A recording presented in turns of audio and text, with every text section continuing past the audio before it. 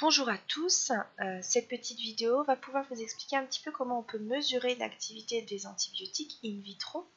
Alors tout d'abord définissons ce qu'est un antibiotique. Un antibiotique c'est une substance d'origine naturelle, donc historiquement elle était synthétisée par des micro-organismes, et ou synthétique, donc là on fait intervenir des procédés chimiques pour pouvoir fabriquer soit partiellement soit totalement la molécule. Ces molécules ont une toxicité spécifique grâce à un mécanisme d'action biospécifique envers certaines souches microbiennes cibles. Alors, ces molécules cibles doivent être absentes des cellules eucaryotes,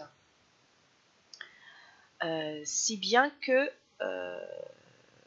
on va pouvoir envisager d'administrer les antibiotiques dans un cadre thérapeutique par voie générale chez l'homme, chez l'animal ou chez les végétaux, et ceci à faible concentration. Alors, quels sont les effets des antibiotiques sur les bactéries? Alors, on va être amené à définir deux termes qui sont plutôt des termes, enfin des définitions expérimentales. On les détermine expérimentalement. C'est ce qu'on appelle la bactériostase et la bactériécidie. Donc, on va déjà faire une expérience. On va prendre une série de tubes qui vont contenir des concentrations croissantes d'un antibiotique, c'est-à-dire des concentrations qui sont de plus en plus fortes, par exemple de 0 à 32 mg par ml. Dans ces tubes, on va inoculer le même nombre de micro-organismes, par exemple 10 puissance 5 bactéries par ml, et on va incuber, puis suivre la cinétique de croissance bactérienne en dénombrant toutes les heures les germes présents dans chaque tube. Donc on va faire une expérience sans antibiotiques, une avec des concentrations en antibiotiques que l'on va dire bactériostatiques, une où on va mettre des concentrations en antibiotiques bactéricides, et une en présence de ce que l'on va appeler la CMI. Alors, bactériostatique, c'est-à-dire que l'on va utiliser des concentrations en antibiotiques qui vont permettre d'inhiber la croissance du micro-organisme, et donc on va obtenir des nombres, des concentrations en bactéries par ml inférieures à la concentration du tube témoin, c'est-à-dire sans antibiotiques. Des concentrations bactéricides en antibiotiques signifie que l'on va utiliser des concentrations qui vont permettre d'obtenir un nombre de germes qui va être inférieur à l'inoculum de départ. Et enfin, une expérience en présence de CMI. La CMI, ça veut dire concentration minimale inhibitrice. Ça va être une concentration d'antibiotiques pour laquelle le nombre de bactéries par rapport à l'inoculum de départ ne change pas. Donc on trace ensuite le log népérien du nombre de bactéries par ml en fonction du taux. Et voici ce que l'on obtient.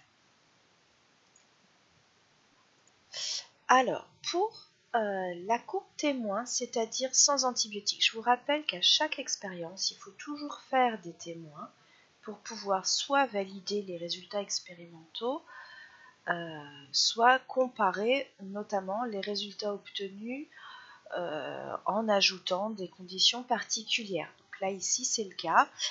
On va comparer notre courbe témoin sans antibiotiques à des courbes dans lesquelles on aura rajouté différentes concentrations d'antibiotiques.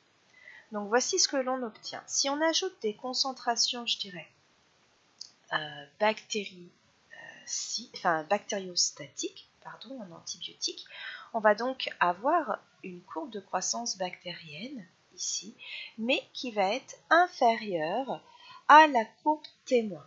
En fait, on fera le cours sur la croissance un petit peu plus tard. Quand vous mettez les bactéries en présence dans un milieu de culture neuf, au début, elles vont commencer à s'adapter au milieu, puis elles vont croître de manière maximale et constante, puis quand va s'accumuler des déchets toxiques ou quand elles vont être un petit peu plus nombreuses, eh bien la croissance va diminuer, voire se stopper.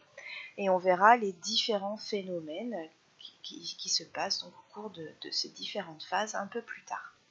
Donc ce que l'on remarque ici, c'est que quand l'on rajoute un antibiotique qui a un effet bactériostatique, on a croissance, mais inférieure, en quantité inférieure par rapport à la courbe témoin. Quand on rajoute des concentrations en antibiotiques bactéricides, là c'est différent. On va avoir une courbe de croissance qui va être totalement inférieure à ce que l'on avait au tout début. Donc là, en fait, on a un effet bactéricide de l'antibiotique, c'est-à-dire que certainement les micro-organismes sont détruits. Quand on utilise une concentration en antibiotique qui correspond à la CMI, eh bien, normalement, vous avez une courbe de croissance ici qui ne va pas évoluer.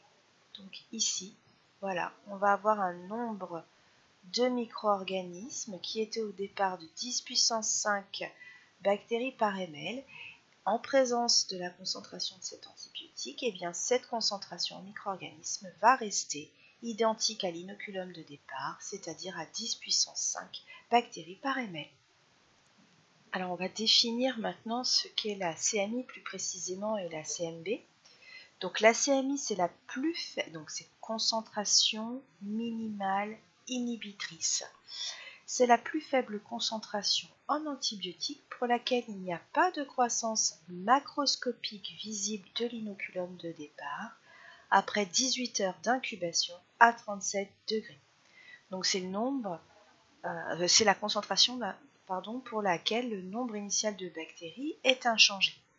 Cette CMI caractérise l'effet bactériostatique d'un antibiotique. La CMB, par contre, c'est la concentration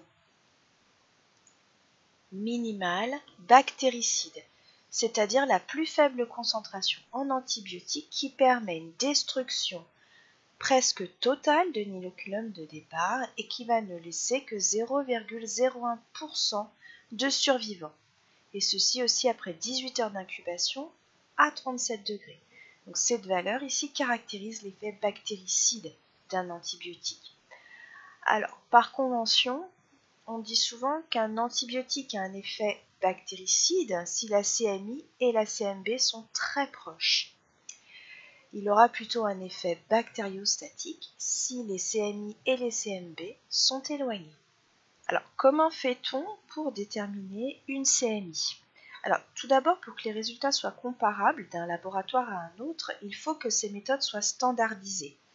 Et les responsables de cette standardisation, c'est l'OMS, c'est l'Organisation mondiale de la santé. Alors, on doit tenir compte d'un certain nombre de facteurs permettant cette standardisation. Tout d'abord, l'antibiotique, il doit être stable et conserver son activité tout au cours du test. Le milieu utilisé doit être de composition rigoureusement connue. On utilise le milieu Muller-Hinton. Et le nombre de bactéries mis en contact avec l'antibiotique doit toujours être le même. Et les bactéries également que vous rajoutez, l'inoculum que vous rajoutez, doit être pur. Donc souvent, en TP, on effectuera également un test de pureté à partir de l'inoculum que vous aurez utilisé pour faire votre test. Alors comment on fait ce test ? On prépare une série de tubes contenant différentes concentrations en antibiotiques. Donc là, par exemple, on n'a pas d'antibiotique dans ce tube-là. Puis ensuite, on va de 0,25 à 16 microgrammes par ml. On ajoute ensuite un inoculum qui est identique partout, donc qui est de même densité partout, de même atténuance partout.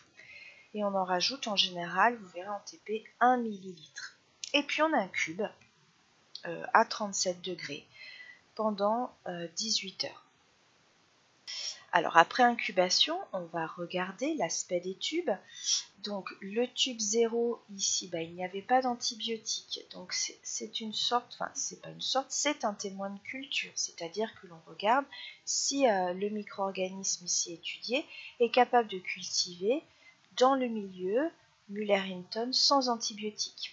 Ici, c'est le cas, donc on montre que le milieu Muller-Hinton n'empêche pas la croissance du micro-organisme et que si ce micro-organisme cultive moins ou pas du tout, c'est que cela sera dû à la présence de l'antibiotique et non pas à la composition du milieu. Alors, qu'est-ce que l'on remarque? Plus la concentration ici en antibiotiques augmente, moins la bactérie peut se développer. Donc là, on voit encore quelque chose. On voit encore un trouble ici, mais là, on ne voit plus rien. Alors, la CMI ici, ça va être va correspondre à la concentration en antibiotiques, donc la plus faible concentration en antibiotiques pour laquelle il n'y a pas de croissance macroscopique visible après 18 heures d'incubation.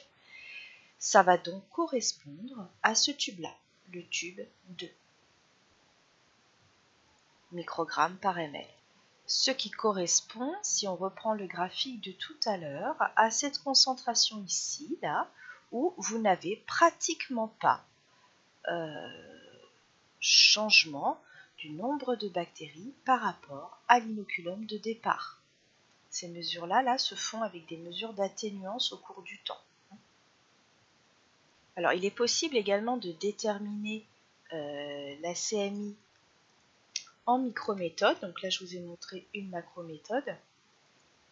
En même temps, je corrige mes fautes. Voilà.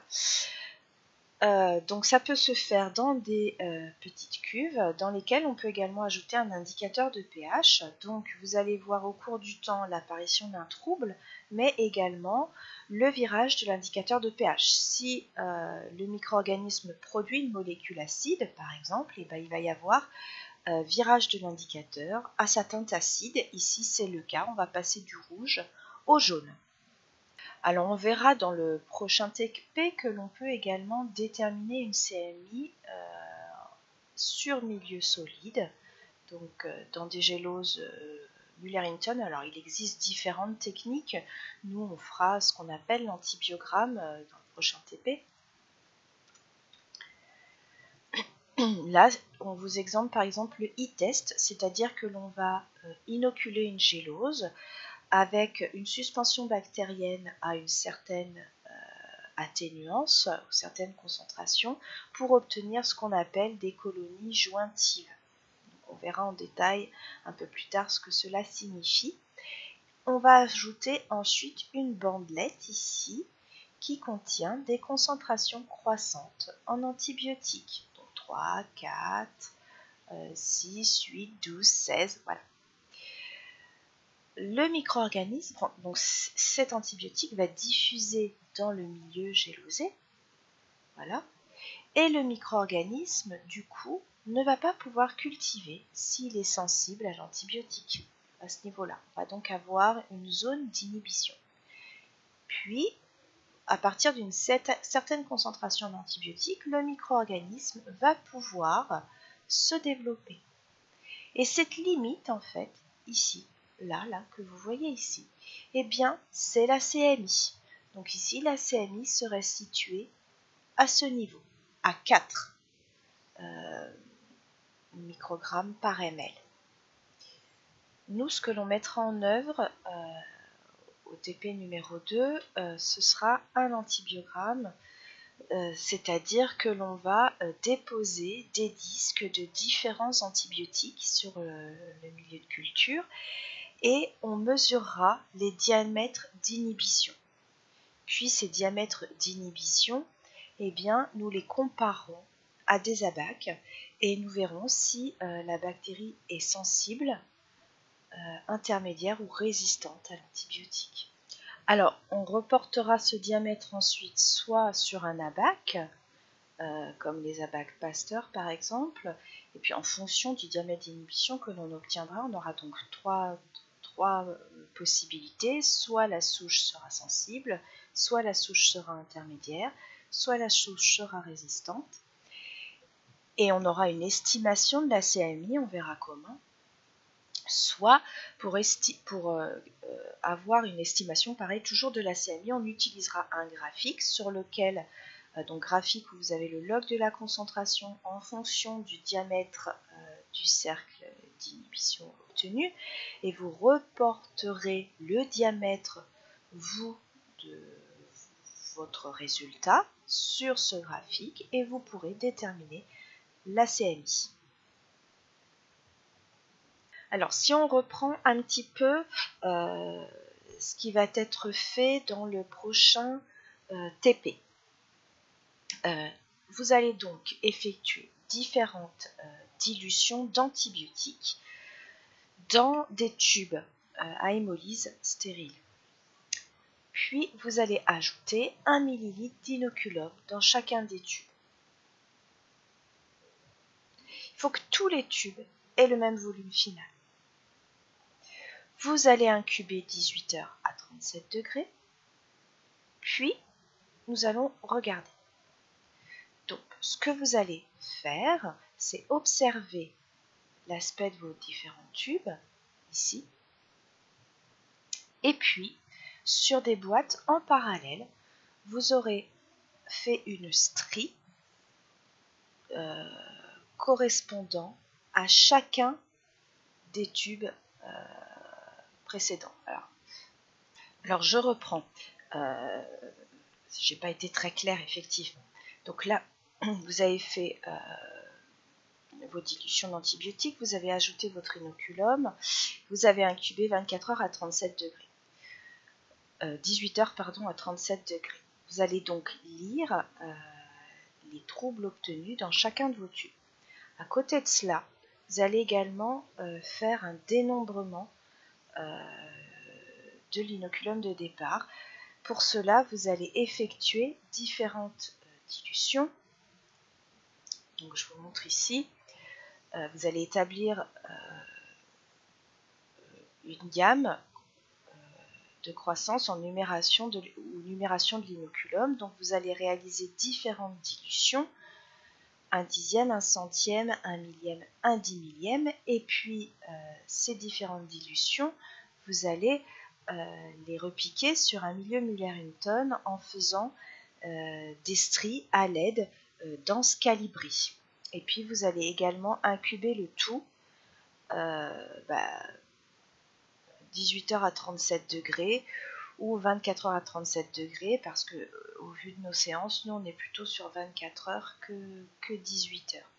Donc après l'incubation ici, vous allez pouvoir repérer où est la CMI. Donc là, on a le tube 1 qui est le tube de culture où il n'y avait pas d'antibiotiques. Et puis là, nous avons de très fortes concentrations en antibiotiques qui ne permettent pas la croissance des micro-organismes. Puis ici, des concentrations plus faibles en antibiotiques qui permettent la croissance des micro-organismes. Donc le but, une fois qu'on a déterminé la CMI, c'est de déterminer la CMB, la concentration minimale bactéricide. Pour cela, vous allez ensemencer, pareil, en utilisant des anses calibrées et en faisant des stries sur une nouvelle boîte Muller-Hinton, tous les tubes pour lesquels vous n'avez pas de croissance macroscopique visible. Donc ici, dans notre exemple, ce sont les tubes 2, 3 et 4. 2, 3 et 4.